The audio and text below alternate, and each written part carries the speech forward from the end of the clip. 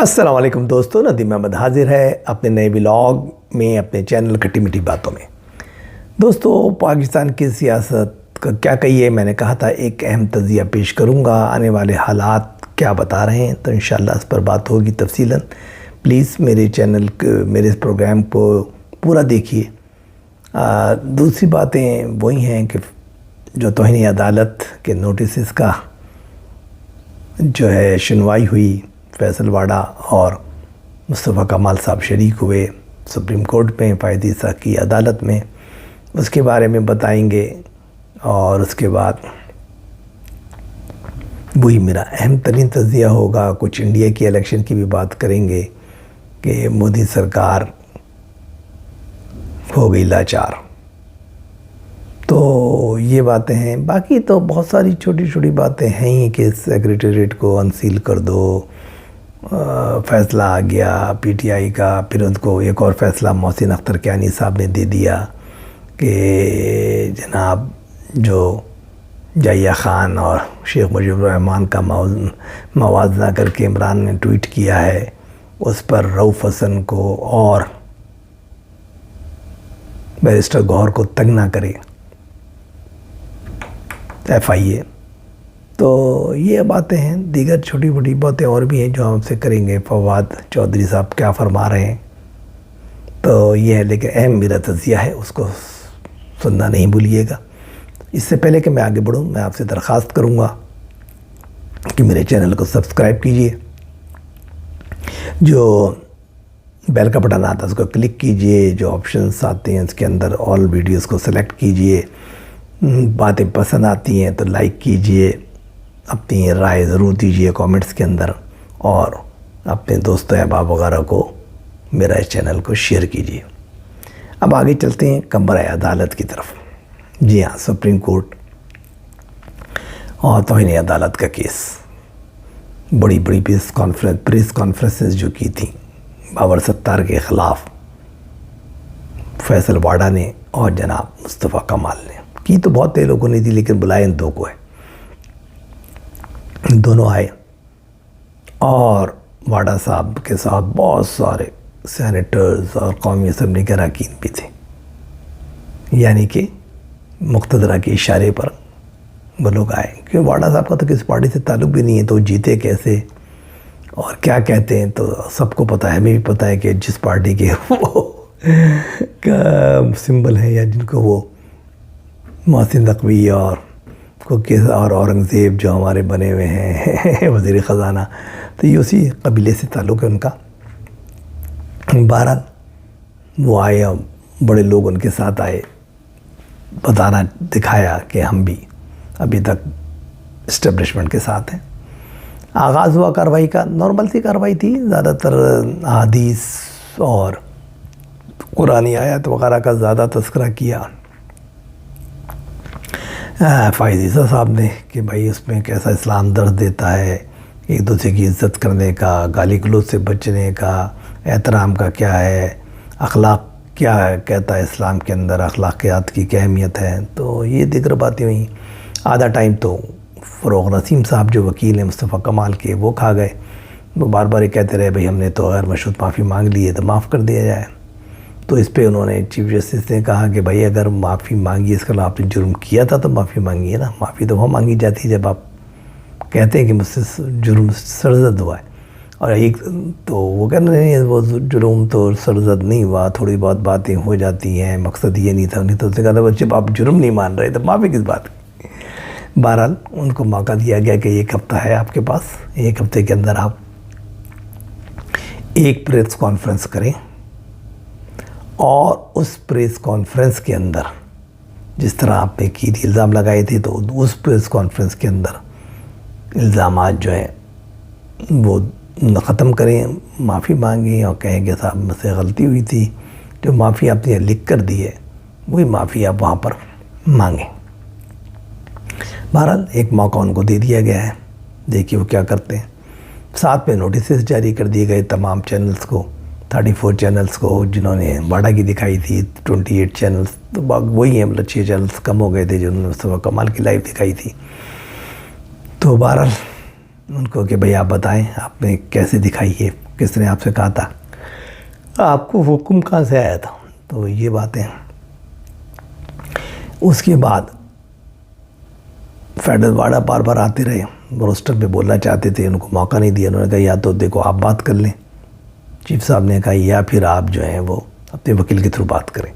وکیل کے تھرو بات کرنا ہے تو آپ یہاں ایک لفظ نہیں بولیں گے. نتیجہ یہ کہ وہ بار بار آتے رہے روسٹر پہ کہ میں کچھ کہوں لیکن ان کو بولنے نہیں دیا گیا. بہرحال اس کی ڈیٹ پڑ گئی ہے نیکسٹ. کیا ہوتا ہے؟ تھوڑے سے گھبرا تو گئے تھے واڈا صاحب جب کہا گیا تھا ان پہ کہ بھائی اس بارے میں کہ الزامات لگانے کے بارے میں اور فرد جرم عائد کرنے کے بارے میں، اور اس کے بعد کیا کیا تعدیبی کارروائی ہو سکتی ہے. تو تھوڑے سے وہ گھبرائے، لیکن بہرحال انہوں نے اپنے لیٹر میں تو ایکسیپٹ نہیں کی ہے انہوں نے یہی کہا ہے کہ جو کچھ میں نے تو فیکٹس باتیں کی تھی. تو یہ سلسلہ جاری رہے گا، نوک جھوک چلتی رہے گی. فائز عیسیٰ صاحب کا جو موڈ ہے وہ یہ کہتے ہیں کہ وہ معاملے کو تھوڑا طول بھی دیں گے، اور اس کے اندر تھوڑا سا وہ ایک اپنے ساتھیوں کو بھی ہمدردی کا پیغام دینا چاہتے ہیں. کچھ اپنے لیے بھی جو ان پہ بہت زیادہ تنقید ہو رہی ہے اس کے لیے روم بنانا چاہتے ہیں. الٹیمیٹلی گھما پھرا کے وہ سوشل میڈیا اور ٹی وی چینلز کی طرف اس معاملے کو لے جانا چاہ رہے ہیں. تو دیکھیے کیا ہوتا ہے. اس کے بعد وہی الیکشن کی بات کر لیتے ہیں انڈیا کی.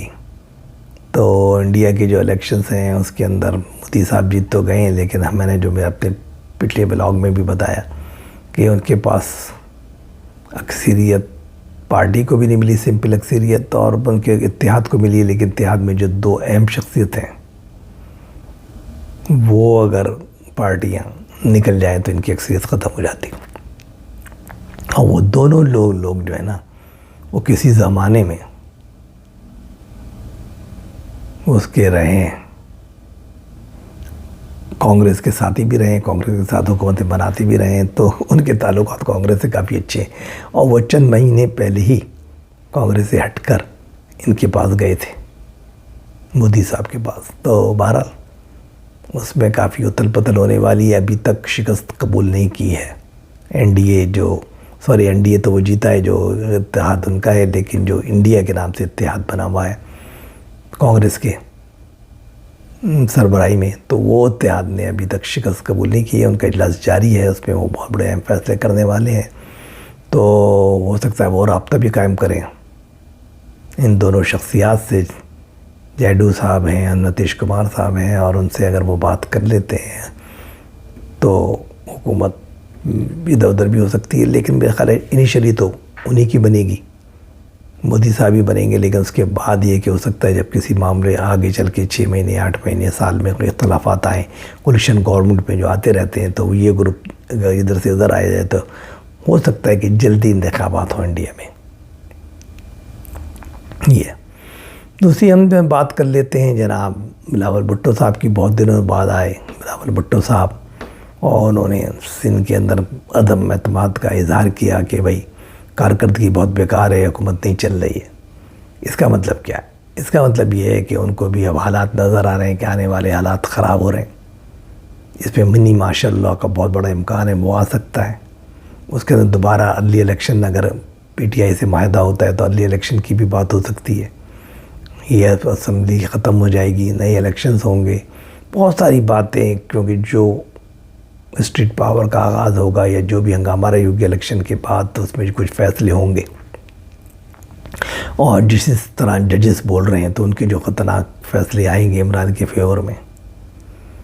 تو جناب پھر یہی اس کا حل ہے کہ جب مذاکرات اگر ہوتے ہیں پی ٹی آئی سے تو اس میں ایک ارلی الیکشن کی بھی بات ہو سکتی ہے، اور چیف الیکشن کمیشن کو بھی ہٹایا جا سکتا ہے، اور ایک نیوٹرل الیکشن کمیشن بنا کے اور ایک فیئر اینڈ فری الیکشن دوبارہ ہو سکتے ہیں. اور اگر جب یہ ہوں گے تو کیا ہوگا؟ تو وہ خطرے کی بو انہوں نے سونگ لی ہے. بلاول صاحب نے آتی انہوں نے کاز گردگی، کچہریاں لگاؤ، یہ کرو، عوام میں جاؤ، بیٹھو. تو ان کو فکر لاحق ہو گئی ہے کہ تھوڑا سا بلیک میل بھی کر رہے ہیں فیڈرل گورنمنٹ کو کہ بجٹ میں پیسے دو، ہمیں یہ دو. جو سیلاب زدگان کے جو کچے مکان گر گئے تھے ہم ان کو تعمیر نو کر رہے ہیں، اس کی قسط میں جاری کرو، اور یہ کرو اور وہ کرو. تو کچھ بلیک میلنگ تھی، لیکن اصل مقصد تو یہ تھا. پھر ہم بات کرتے ہیں کہ انصار عباسی صاحب نے لکھا ہے، جو بہت ایک قریب مانے جاتے ہیں، صافی ہیں اور بہت قریب مانے جاتے ہیں مقتدرہ کے، کہ وہ یہ کہتے ہیں کہ مقتدرہ نے فیصلہ کر لیا ہے کہ عمران خان کو رہا نہیں کیا جائے گا، ان سے مذاکرات نہیں کیے جائیں گے، اور پی ٹی آئی سے مذاکرات ضرور کر لیں گے، جو دھڑا بنے گا پی ٹی آئی کے لوگوں کو مراد دے دی جائیں گی، لیکن عمران خان کو جیل میں لمبے عرصے تک رکھا جائے گا۔ عدالت جو کچھ کر لے، نئے مقدمات تیار کر لیے گئے ہیں اس کے اندر، جو توشہ خانہ نمبر 2 کا کیس بالکل ریڈی ٹو گو ہے، تیار ہے، اشارہ بس چاہیے کہ یہ اشارہ جیسے ملے گا اپروول آئے گی مقتدرہ حلقوں کی طرف سے کہ اب یہ پیش کرنا ہے، تو وہ مقدمہ پیش کر دیا جائے گا۔ اسی طریقے سے ایک مقدمہ اور انہوں نے تیار کیا ہوا ہے، وہ بھی لے کے بیٹھے ہیں، اور پھر اس کے بارے میں مقدمہ وہ بنانے کے لیے تیار بیٹھے ہیں، جو انہوں نے ٹویٹ کیا تھا۔ تو کچھ مقدمے وہ تیار کر کے بیٹھے ہوئے ہیں، ان کا پروگرام لمبا ہے، عمران خان سے بات چیت کے وہ موڈ میں نہیں ہے، کافی خفا ہیں، جو ہم پہلے بتا چکے تھے، تو کوئی ایسی نئی بات نہیں ہے، اور یہ بات بھی نہیں ہے کہ وہ رکھیں گے، ظاہر اتنی آسانی سے تو رہا نہیں کریں گے جب تک دونوں کوئی ون ون سچویشن نہیں ہوگی اور ڈائلاگ ایسے نہیں ہوں گے کہ عمران خان صاحب ان کی بات بھی مانیں۔ وہ کہتے ہیں کہ خربوزے پہ چھری گرے یا چھری پہ گرے خربوزہ، نقصان کس کا؟ خربوزے کا۔ نتیجہ پاکستان کی سیاست میں یہی ہے کہ مقتدرہ جو حلقے انہوں نے کبھی شکست نہیں مانی، تو وہ شکست نہیں مانتے، اور جب وہ شکست نہیں مانتے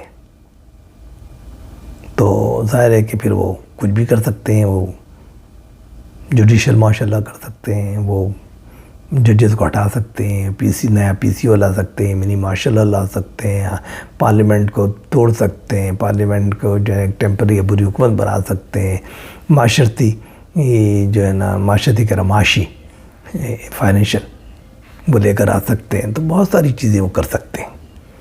تو جب یہ باتیں بہت ساری ہونے لگتی ہیں تو ان کے اختیار میں بہت کچھ ہے، صرف پریشر یہ ہے کہ عمران خان صاحب کے بعد طاقت یہ ہے کہ اس وقت اقدامی بہت خراب ہے، تو یہ جو بھی کام تو کر سکتے ہیں، لیکن کرنے کے لیے وہ ان کو مشکلات ہوں گی، انٹرنیشنل سپورٹ ان کی ختم ہو جائے گی، اس پہ یقین ہے عمران خان صاحب کو کہ انٹرنیشنل سپورٹ کو رکوا دیں گے، وہ ان کی حکومت جو منی مارشل وغیرہ جو بھی لگے گا نام نہاد، اس کو دنیا نہیں مانے گی، آئی ایم ایف اپنی فنڈنگ روک دے گا، اور دوسرے ممالک جو ہیں جن کے پاس یہ جا رہے ہیں بھاگ کے مڈل ایسٹ وغیرہ کے، وہ بھی اپنی فنڈنگ نہیں دیں گے، صورتحال بگڑتی چلی جائے گی، اور اتنی بیوقوف نہیں ہیں مقتدرہ حلقے کہ وہ یہ فیصلہ کریں کہ ماشاءاللہ لگائیں، کیونکہ کھانے کو دانے نہیں ہیں، اگر لگا دیں گے تو اور برے حالات ہوں گے، تو پھر لوگ ابھی تو سویلین کے سامنے انہوں نے کیا ہوا ہے، تو سویلین کو لوگ جوتے ماریں گے نواز شریف کو، شہباز شریف کو، زرداری کو، لیکن جب یہ خود ڈائریکٹ ہوں گے تو پھر جوتے ان کو اور پڑیں گے ڈائریکٹ،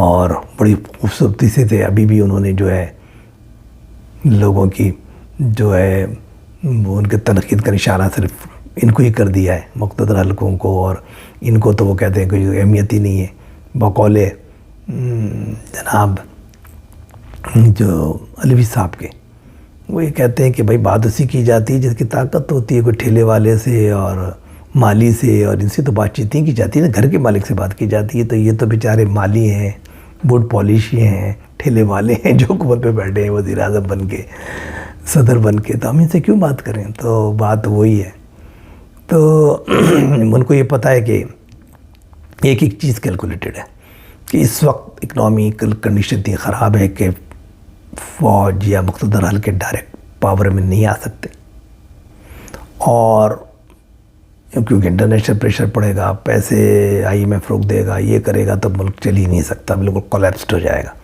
نتیجہ یہ کہ نہیں آ سکتے، جب نہیں آ سکتے تو کیا حال ہے؟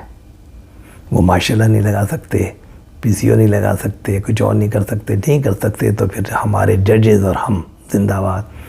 تو ہمارے ججز سے مراد یہ نہیں، میں تو کہہ رہا ہوں ججز بالکل صحیح فیصلہ کر رہے ہیں، یہ ان کی سوچ یہ ہے کہ ججز جو ہے اس وقت پہ میں پریشر ڈالنے میں کامیاب ہو گیا ہوں، اب وہ بالکل نیوٹرل اور لبرل اور صحیح طریقے سے امپارشل فیصلے کر رہے ہیں، تو ظاہر وہ جب یہ کھڑے ہو گئے ہیں کہ اپنی ضمیر کی آواز پہ اور سول سوسائٹی کھڑی ہو گئی ہے، اب میڈیا بھی ایک طریقے سے کھڑے ہونے کے لیے پڑ تول رہا ہے. تو نتیجہ یہ، سوشل میڈیا تو پہلے ہی کھڑا ہوا ہے، تو نتیجہ یہ ہے کہ یہ ہمارے سامنے روک نہیں پائے گا مقتدر حلقوں کا یہ جس وقت جو گروپ جو بسر اقتدار ہے، اور پھر ہم سرخرو ہو جائیں گے. یہ ان کی کیلکولیشن ہے. اب دیکھیے یہ کیلکولیشن ہے جس پہ عمران خان صاحب اور ان کا جو گروپ جو ان کو برین جو بیٹھے ہیں امریکہ میں، وہ وہاں سے چلا رہے ہیں، سارے چیزیں ہینڈل کر رہے ہیں انٹرنیشنل محاذ پر اور یہاں پر. تو وہ چیزیں جو ہے نا ان کے ذہن میں ساری کیلکولیشنز ہیں، بڑے بڑے دماغ ہیں انہوں نے ہائر کیے ہوئے ہیں، بڑی بڑی لابنگ فرمز وغیرہ کو، ان میں بڑے بڑے برین بیٹھے ہوئے ہیں جو سیاست کی نفس کو سمجھتے ہیں. تو وہ لوگ ان کو گائیڈ کر رہے ہیں، تو ان کی کیلکولیشن تو یہی ہے. اب دیکھیے کیا ہوتا ہے، کیا عمران خان صاحب کی کیلکولیشن کامیاب ہوتی ہے. جو بظاہر مجھے بھی نظر آتا ہے کہ اتنا آسان نہیں ہے ڈائریکٹ فوج کا آنا. دیکھیے ایوب خان آئے تھے، ملک میں بڑی خوشحالی تھی، سرمایہ دارانہ دور آ گیا تھا، یہ آ گیا تھا، وہ آ گیا تھا، پاکستان سیٹو سینٹو کا ممبر تھا، امریکن مال آ رہا تھا، دبا دب آپ خوش تھے. پھر اس کے بعد ضیاء الحق آئے تو وہی تھا کہ امریکہ کو افغانستان میں کارروائی کرنی تھی، آپ کی حمایت کی ضرورت تھی، آپ کے لوگوں کی ضرورت تھی ان کو کہ تاکہ جا کے رشیا کو وہاں گرائیں. تو بڑا مال دیا انہوں نے، ضیاء الحق کو دبا دب دیا. بھٹو کو ہٹانا چاہتا تھا امریکہ تاکہ رشیا کے خلاف کارروائی کے لیے پاکستان کی سرزمین استعمال کرے. تو انہوں نے بھٹو کو مروایا، ضیاء الحق کو لائے، اور پھر ضیاء الحق نے جو ہے نا سارا 10 سال تک 11 سال تک حکومت کی اور دم مسقل اندر کر کے چلے گئے، کیونکہ پیسے بہت آ رہے تھے، بڑی خوشحالی تھی، دبا دب پیسہ آ رہا تھا فنڈنگ کے نام پہ، جہاد کے نام پہ، رشیا کو نکالنے کے نام پہ.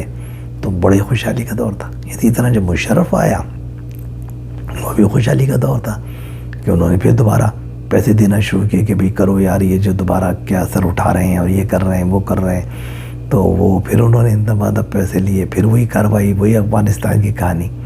لیکن امریکہ نے اب توبہ کر لی، افغانستان سے نکل گیا، سب چھوڑ چھاڑ کے بھاگ گیا. اس نے کہا چھوڑو یہ جہنم میں جاؤ، یہ اربوں روپے ہمارا خرچ ہو رہا ہے، ہمارے لوگ غریب ہو رہے ہیں، ہم اپنے لوگوں پہ خرچ کریں یا یوکرین پہ کریں، رشیا کو وہاں پھنسائیں، کیونکہ رشیا یہاں سے نکل گیا تو ہم یہاں رہ کے کیا کریں. طالبان سے تو لڑنا نہیں ہے ہمیں، تو طاقتوں سے لڑنا ہے جو آگے بڑھ رہی ہے. تو ہمیں رشیا کو توڑنا ہے، گرانا ہے، ہمیں چائنا سے مقابلہ کرنا ہے. تو وہ نکل گئے. اب یہاں پہ ان کے پاس کوئی ہے ہی نہیں پیسے دینے والا، تو اس وقت کوئی امید بھی نہیں کوئی ہمیں پیسے دے گا. تو اس وقت بہت بری حالات ہیں، جب فنڈنگ نہیں ہے، پیسہ نہیں ہے، مال نہیں ہے، باہر سے کچھ آ نہیں سکتا، امریکہ کچھ دے گا نہیں، تو بھی ملک ماشاء اللہ لگانے کا جواز نہیں بنتا. ماشاء اللہ صرف اس بات کے لیے لگایا جائے کہ صاحب جو جس کی زبان بند کی جائے تو یہ تو حماقت ہے. اس کے لیے ان کو کوئی دوسرا کام کرنا پڑے گا. اب وہ چمتکار وہ کیا کرتے ہیں، کیسے کرتے ہیں، گروپنگ کیسے پیدا ہوتی ہے، یا پی ٹی آئی پارٹی کے اندر گروپنگ کیسے ہوتی ہے، یا اس کی جو پارلیمانی پارٹی میں فارورڈ بلاک وغیرہ کیسے بنتے ہیں، کیا ہوتا ہے. ہو سکتا ہے کہ پاور ان کو دے دی جائے، انہی کو گروپ کو مائنس عمران خان کر کے، اور ان کو آگے کر دیا جائے. فواد چودھری بھی پر تول رہا ہے، وہ آنے کے لیے تیار ہے، پرویز الہی آ گیا لیکن خاموشی کے ساتھ مقتدر حلقوں کے پاس بیٹھا ہوا ہے. شاہ محمود قریشی سے بھی بات چیت ہو رہی ہے. تو وہ جو عمر صاحب ہیں، وہ جو ان کے پرانے تھے اقتصادی امور کے ماہر، ان سے بھی بات چیت جاری ہے. تو بہت بڑی لوگوں سے ذرا ایک طریقے سے بات چیت کر رہی ہے کہ اب جو الیکشن تو ہو گیا، دوبارہ الیکشن وہ نہیں کرائیں گے جب تک عمران کی سپورٹ حاصل ہے. تو وہ انہی میں توڑ پھوڑ کر کے ان کی پارلیمانی پارٹیز کو اپنے ساتھ ملا کے، کیونکہ وہ اس وقت ٹوٹیں گے نا جب انہیں پتا ہو ہمیں اقتدار دے رہے ہیں. ابھی تو ان کو کچھ نظر نہیں آ رہا. وہ کہتے ہیں یار عمران صحیح ہے، جب بھی الیکشن ہوں گے دوبارہ وہی جیتے گا، یہ کرے گا. تو وہ تو عمران خان کے ساتھ بیٹھے ہوئے. اگر یہ ان کو کہیں بھائی تمہیں اقتدار دیتے ہیں، تمہیں وزیر اعظم بناتے ہیں، تمہیں یہ کرتے ہیں، تم ادھر آؤ، تو پھر وہ تو لوگ ٹوٹیں گے. اور مجھے جو نظر آ رہا ہے کہ اب یہ قومی اسمبلی میں ان کو توڑیں گے اور اس کے بعد معاملات کو لے کر آگے چلیں گے. تو یہ سیناریو ہے. آنے والے دن دلچسپ ہیں، دیکھیے. پھر ہم اس کے بارے میں اہم تجزیات بھی کریں گے، اہم باتیں آپ کو بتائیں گے. جب تک کے لیے اجازت دیجیے. اللہ حافظ.